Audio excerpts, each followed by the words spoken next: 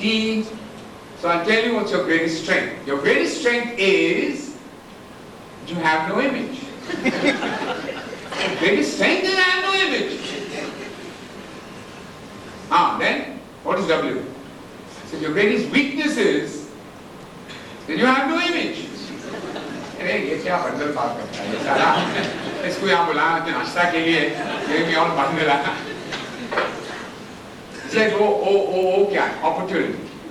Your greatest opportunity is that because you have no image, you can build your own image. You are not known as one of those Delhi politicians who's already in 100 scams. Say you. And he said, well, WW, I said, weakness. He said, your greatest, he said, T, greatest threat. T ka threat. So I said, your greatest threat, sir, is that if you don't build the image, the press will build it for you.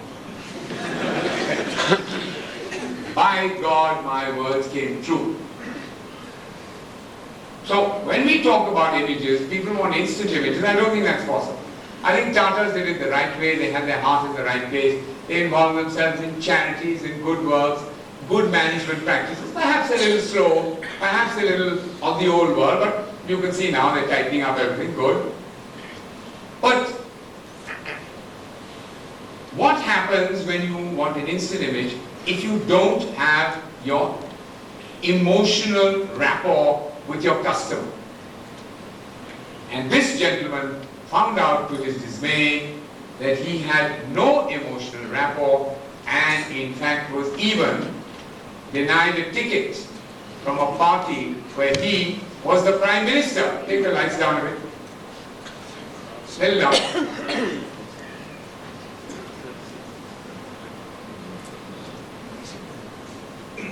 Yeah. Seems to be looking to heavenward or something. Well, he's not going to get any help there. He had no emotional rapport. He was a compromise candidate. He did a couple of good things. Radha Manmohan Singh, his finance secretary, did a couple of good things. He took all the credit.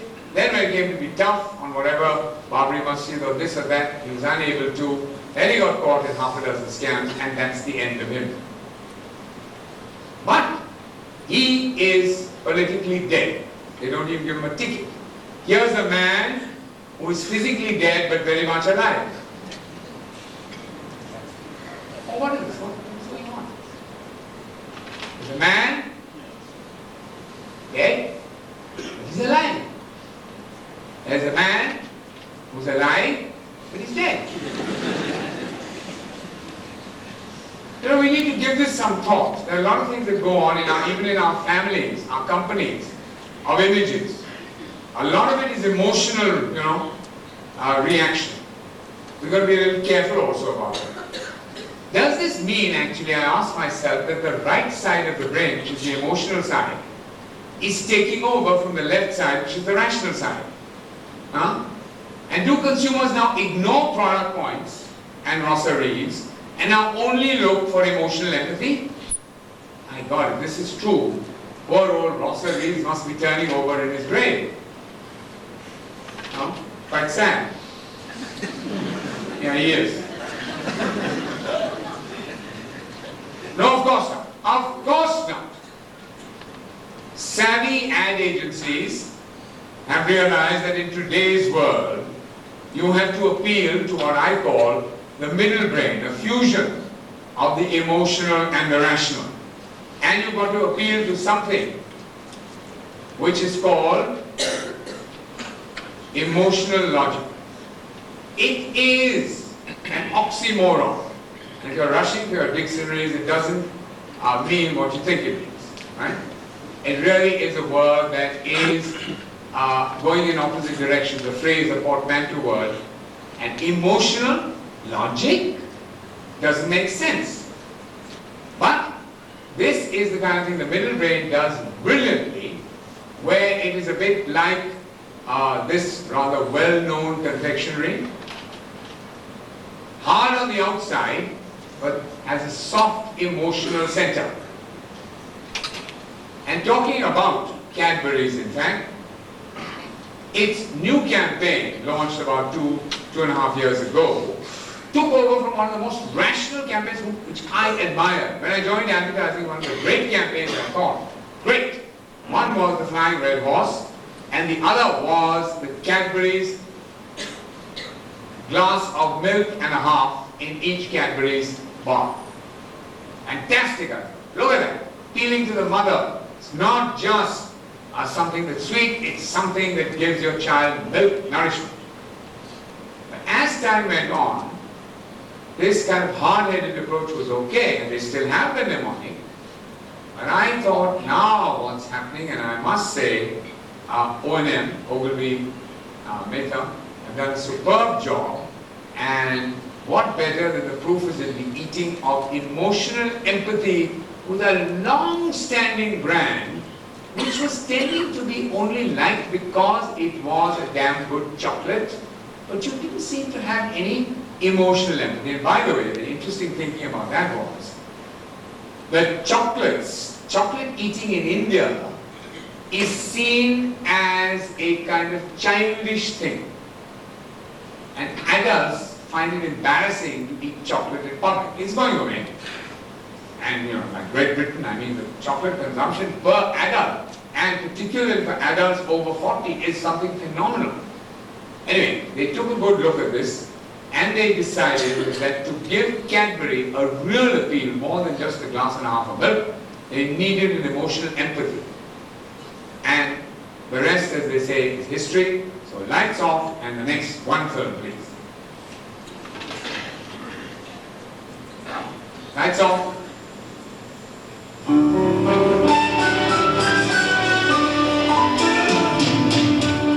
There's something so real in everyone. There's something so real. Ask anyone. It's you, it's real, and the feeling is right. There's something so real in the taste of life. It's Candyman, don't ruin the taste of life. Lights out. There, you have the glass and a glass and a half of milk at the end, right? But what is the surround? Bringing out the uninhibited child in all of us. That you could give vent to your feelings. You don't have to be constrained. And somehow, eating Cadbury's chocolate seems to bring that out. It's by association. But it's a very interesting way of emotional empathy, of bringing emotional logic to bear on a product that's been around for, I dare say, 100 years. And certainly in India, best of my knowledge, at least 50 or more years. Taking the emotional high ground. And that's what you need to do. Can anyone tell me what the Rosser Reeves school of thinking of the rational USP thinks of this gentleman who put his brand at the top of a very difficult market where the product costs 15,000 rupees and above?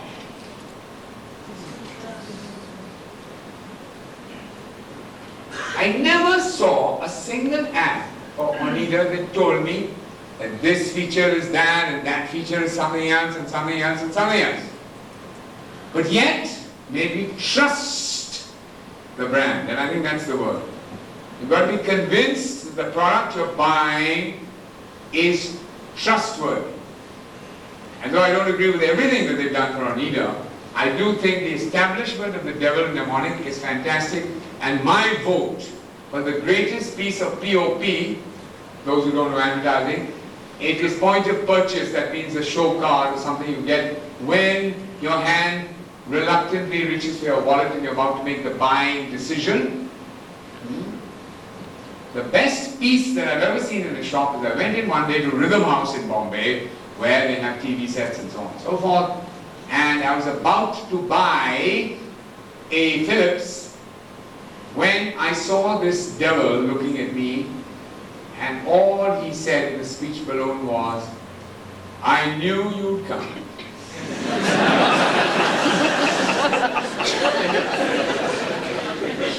Hanging. I knew it was Oneida, and there's just a presumption that I was definitely going to buy this set and all the other people. It's just marvelous, you know. So did you? Yes, I did, but Sharon did, yes. And I must tell you, Stan, that I have envied it ever since. The colors are damn good. So it's what you call that unless a product can involve you emotionally, however rational it is, in the end you're going to forget it. And instead of getting the applause from the audience, which the Cadbury film gets and a lot of other emotional films get, you know, like that, you get what's known as the one-hand clap. A big yawn. Your instant history. Not instant image, instant history. You're gone. You're over. You're finished. So I think it's something we all have to bear in mind, this whole thing. And what about this lady that I'm going to show you, who I mentioned before, and so if you will pardon the pun, she turned the tide. Those who know what I'm talking about will understand. Huh? And it was not because she said rational things, it's because people believed in her personality. So, lights off and next one film, please. The first film ever made that. Sorry, I'll throw it.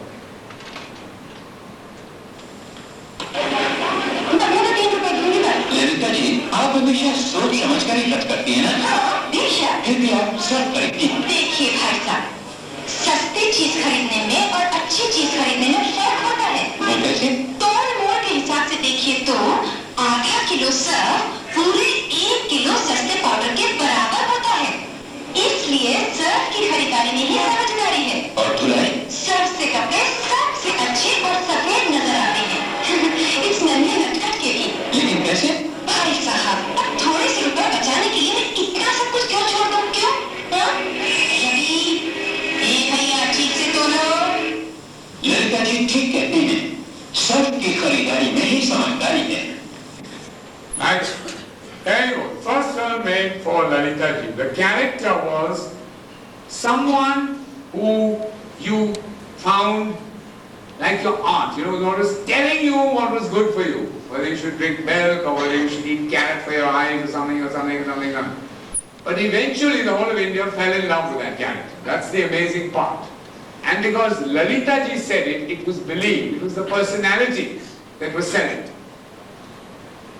Of course, she also appealed to your rational side when she filled the 2 jars. But if someone had just come on in, suddenly a demonstrator, and filled 2 jars, she would say, So, there must be a catch in it somewhere. But when someone like that does it, whom you're emotionally in rapport with, you find it's amazing how this personality, as I said, the USP, the unique strategic personality wins the day. And today, as I said, how many consumers and consumer sentiment and emotionality is causing the recession? Our mindset has become cautious. And I'm telling you, though we have money in our pockets, our hands are frozen in mid-air. And the freeze frame is further extended by manufacturers who are offering discounts, as I said earlier. I think to myself, you know, hey, I can't be taken in with all this jazz. I am an advertising man. I'm not a fool, am I? And somebody hands me a pocket mirror and I say, no, shucks, I'm not. Yes, you can be an advertising man and a damn fool. No doubt about it. You might think you know the marketplace, but you know nothing about the marketplace. Stanley mentioned earlier about some of the campaigns that I was involved in. One of them was amazing. Old Warhorse hadn't been renovated for, I don't know, 20 years. And the market was beginning to change under its feet, and the manufacturer at that time didn't have the tooling facilities to renovate. So he wanted a holding campaign, which he said, I want to hold because my customers are drifting away. And yet my product is a good, reliable product. Can you somehow infuse it with some kind of emotion for them to remember that this is a damn good product that they treasure? And in fact, whose second-hand value is second to none. So we gave it a lot of thought. And again, I say personality and emotion came into it. So let's have the lights off in the next film, please.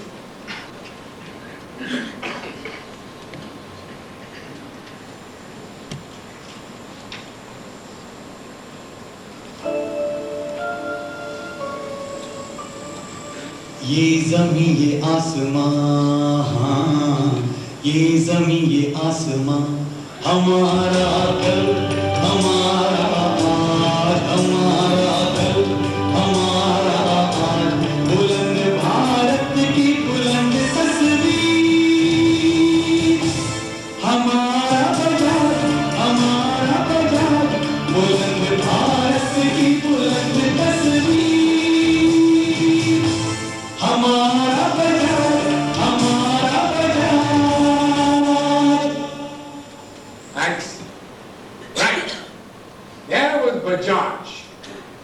The most old-fashioned, let me be honest, scooter in the market, but yet this stopped the erosion of brand loyalty.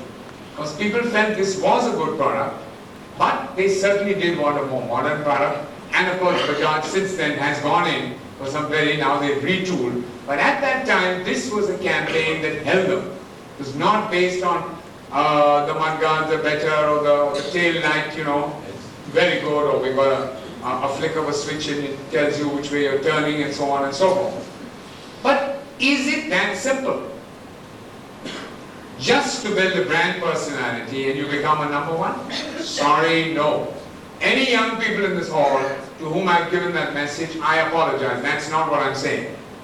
It's not enough to dress up your brand in a good mnemonic or a good song like Hamara Bajaj. You've got to dig deep, you've got to investigate, like in every field, whether you're in science or whether you're in space or in atomic physics or whatever. In medicine, you've got to investigate, you've got to dig deep, you've got to search for the consumer insight that will lead you to the brand building concept, which is an equation which I put down like this. Consumer insight equals, no, not BBC TV, but BBC brand building concept. Consumer insight leads to brand building concept. To open the consumer's purse strings, you need to open her heartstrings first. And to do that, you've got to search below the surface. Much below the surface. Take the case of India's biggest problem. Anyone. India's biggest problem today? Population. Family planning, right? Sanjay Gandhi had the right idea, the wrong methodology. We all agree.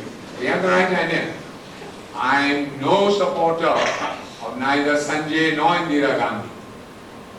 But by God, at least they had targeted the right problem. It didn't stop the population. In the end, we were going downhill and at a more accelerated pace than we've ever known. Now, research showed that 88% of the childbearing age population had heard and knew of Nirod and knew what it was for, family planning. And guess how many used it? 2%. Now, I said something is damn wrong. We did some research, we came up with an amazing fact. And they're all adults here. That Nirod meant to the customer non-sex. It was such an ugly, horrible, dehumanizing, de-egoizing thing, particularly the male, that when he even took out the Nirod, I'm afraid, for physiological reasons, he couldn't put it on. Yes. Sounds simple, but by God, that was the fact.